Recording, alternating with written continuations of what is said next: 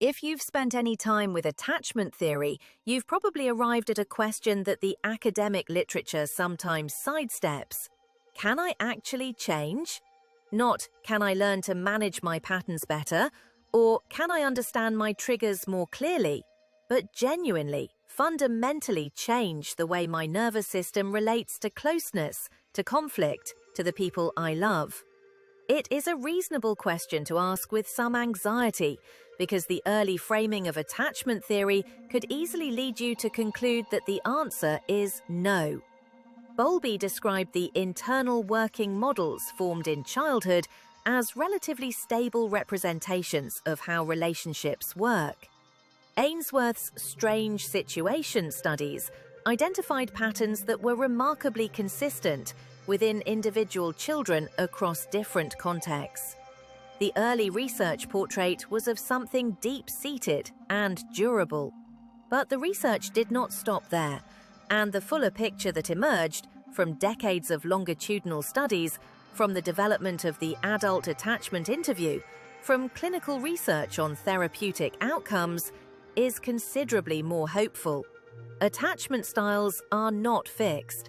They are patterns, neural patterns, relational patterns, interpretive patterns, and patterns can change.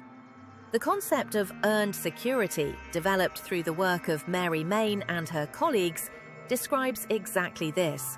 Adults who did not form secure attachment in childhood, but who, through subsequent experience and reflection, have developed a secure attachment orientation that functions as well as natural-born security in virtually every measure the research has examined. This video is about how that happens. The term earned security, sometimes called earned secure, comes from research using the Adult Attachment Interview, or AAI. The AAI is a structured clinical interview developed by Mary Main and her colleagues at Berkeley. It asks adults to reflect on their early attachment experiences and to provide specific memories and reflections that support their descriptions. What the AAI measures is not what happened to someone in childhood, it is how they make sense of what happened. The coherence and integration of the narrative, not the content of the events.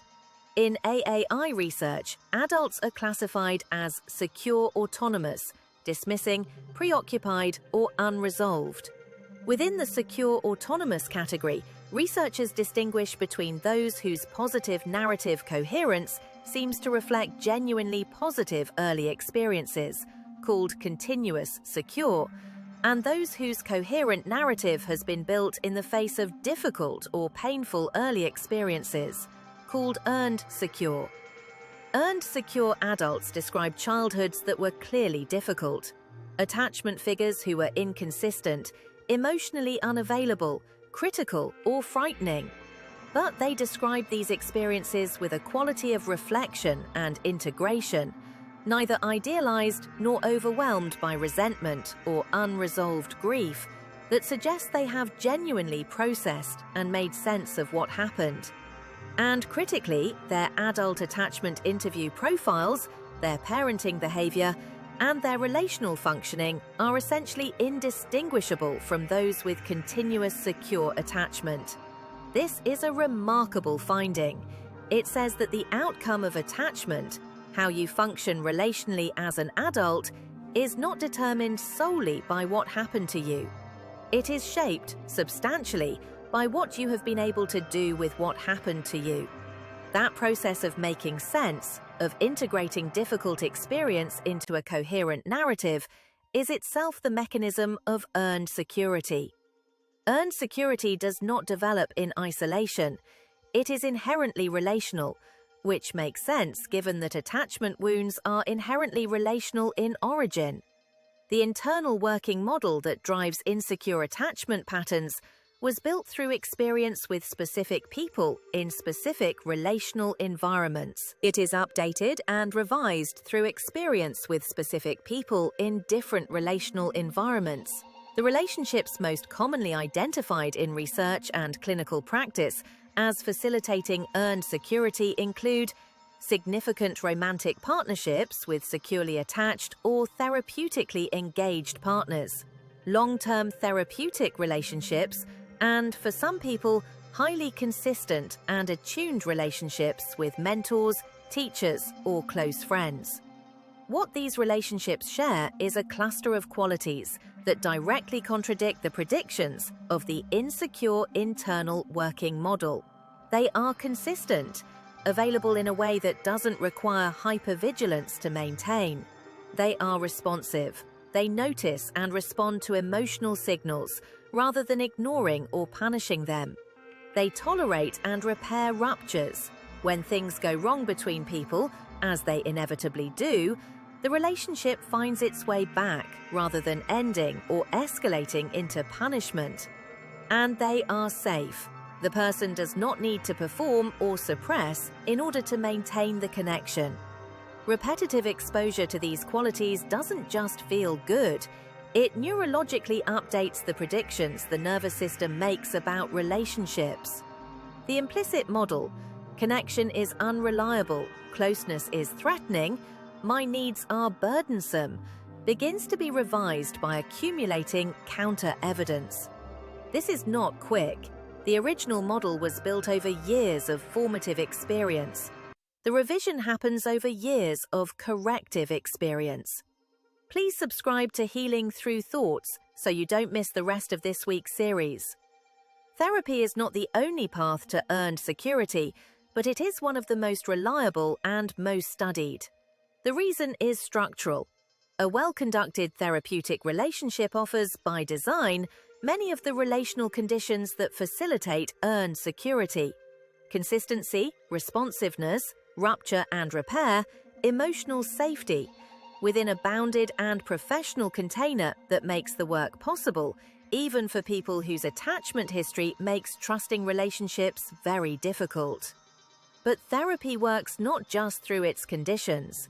It works through what those conditions make possible: narrative integration. The process of talking about early experiences with an attuned, non-reactive other person, of finding language for what happened, of beginning to understand the caregivers who shaped the original attachment model as complex human beings, rather than simply sources of wound or comfort, is itself reorganizing. Mary Main's concept of reflective functioning, the capacity to think about mental states, both your own and others, as the cause of behavior, is closely linked to earned security. People with high reflective functioning can hold in mind that their early caregiver was both the person who wounded them and a person with their own history, their own attachment wounds, their own limitations. That dual perspective breaks the totalizing narratives that maintain insecure attachment. The story that everyone is unreliable, or that closeness is always dangerous, or that needs are always burdensome. Different therapeutic modalities have different strengths for different attachment patterns. Emotionally focused therapy, developed by Sue Johnson, is specifically designed around attachment and has a strong evidence base for couples and individuals with anxious and avoidant patterns. Internal family systems provides a framework for accessing the suppressed emotional material that avoidant attachment tends to contain. EMDR addresses the trauma components that often underlie disorganized attachment. Psychodynamic therapy, in general, creates the long-term relational container within which earned security can be built. One of the most practically actionable findings from attachment research is that narrative coherence, the ability to make sense of your own history, is itself protective and transformative, regardless of what that history contained. The adult attachment interview doesn't give high scores to people who had easy childhoods. It gives high scores to people who can tell their story with coherence, specificity, and integration. Who can remember painful experiences without either dismissing them or being overwhelmed by them? Who can hold complexity? My mother was sometimes very warm and sometimes very frightening, and I've come to understand that she was herself deeply frightened. without collapsing into either idealization or rage. This means that the work of building earned security includes the work of developing your own narrative, not a fixed story that you recite, but a living understanding of your history that keeps deepening. Writing as a reflective practice, journaling, not as venting but as sense-making, is associated in research with increased reflective functioning and decreased attachment anxiety. Therapy, as described above, provides a relational container for this narrative work. Even reading and engaging with developmental psychology research, as you are now, contributes to the intellectual scaffolding of narrative integration. The goal of narrative integration is not to resolve the past, it is to metabolize it, to take what happened to you and transform it from an unprocessed wound that drives your behavior unconsciously into an understood experience that informs your choices consciously. This transformation doesn't erase the history, it changes its relationship to the present. It would be possible to read the material in this series and arrive at a new source of shame. I see my patterns clearly now, and I'm still doing them. I understand the anxious avoidance cycle, and I'm still in it. I know my self-worth shouldn't be contingent on others' approval, and I still feel devastated when it's withdrawn. What is wrong with me? This response is common, and it is itself an attachment wound speaking. The same critical internal voice that developed in early environments where conditional love was the norm turns, with equal efficiency, on the project of healing itself. Kristin Neff's research on self-compassion identifies it as one of the most powerful predictors of psychological well-being and one of the most neglected. Self-compassion is not self-indulgence. It is not lowering your standards or making excuses. It is applying to yourself the same quality of understanding and warmth that you would genuinely extend to a friend who was struggling with the same thing. For attachment healing specifically, self-compassion does two things. First, it interrupts the shame cycle that makes insecure patterns rigid. Shame about your patterns increases vigilance, which increases anxiety, which increases the very behaviors you're trying to change. Self-compassion reduces the threat level, which creates more space for the nervous system to tolerate something different. Second, self-compassion is itself a form of internal, secure attachment. The capacity to turn toward your own distress with warmth rather than judgment, to offer yourself what the original caregiver didn't offer adequately, is a form of self-parenting that the research on earned security identifies as meaningful. You can be, in part, your own source of the corrective experience that builds earned security. Let's make this concrete. If you're leaving this video wanting to do something with it, here are the most evidence-supported starting points. First, if you don't already have a clear sense of your attachment style, spend time with the material in this series, particularly the video on identifying your style, and reflect honestly on how you actually behave in relationships when you feel insecure, not how you would like to behave or believe you should behave. Second, consider therapy if you haven't, not as a crisis intervention but as a developmental investment. Attach to a therapist you feel safe with. The therapeutic alliance is the single strongest predictor of outcome in the research, and give it time. Attachment patterns were built over years. Significant change takes months to years of consistent work. Third, practice the pause. Whatever your pattern, anxious or avoidant, the intervention point is between the activation of the attachment system and the behavioral response. Anxious, notice the urge before acting on it. Avoidant, notice the pull toward withdrawal before disappearing. Even a 30-second pause is meaningful in the beginning. That pause is where choice enters. Fourth, invest in secure relationships deliberately. If you have people in your life who are consistent, warm, and reliably present, prioritize those relationships. They are doing neurological work on your attachment system every time you experience them.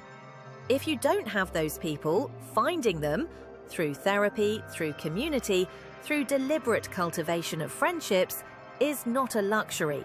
It is the treatment. Fifth, be patient with non-linearity. There will be weeks when you feel like you've genuinely shifted something. There will be weeks when you're running the old pattern as if you've never thought about any of this.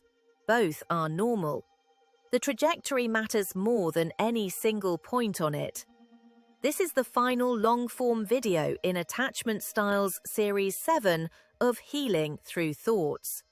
And I want to close with something I believe is true and that I think gets underemphasized in most discussions of this topic. The goal of attachment work is not to become someone different, it is to become more fully yourself, to have access to more of your own emotional experience, more of your own capacity for genuine connection, more of your own wisdom about what you need and what you can offer. Secure attachment is not a personality type. It is not a state of permanent tranquility or emotional invulnerability. Securely attached people get hurt, they feel abandoned, they sometimes pursue or withdraw. The difference is that they recover more quickly, they have more flexibility in how they respond, they have more trust in themselves and in their relationships to find their way back from rupture. Earned security is the same thing arrived at through harder terrain. People who have worked for their security, who have done the honest, uncomfortable, often painful work of understanding their histories and building new relational experiences and developing new neural habits, often have something that natural-born secure attachment doesn't confer: a deep, specific understanding of how the nervous system works. They know what they've overcome. They know what is actually possible because they have lived the before and the after. Security is a direction, not a destination. And the fact that you have spent this week with this material, following this series, sitting with questions about your own patterns, engaging honestly with a framework that can be genuinely uncomfortable to apply to yourself, means you are already moving in that direction. That matters, more than you probably know. Please subscribe to Healing Through Thoughts, share this series with someone who would benefit, and take good care of yourself. This has been Series 7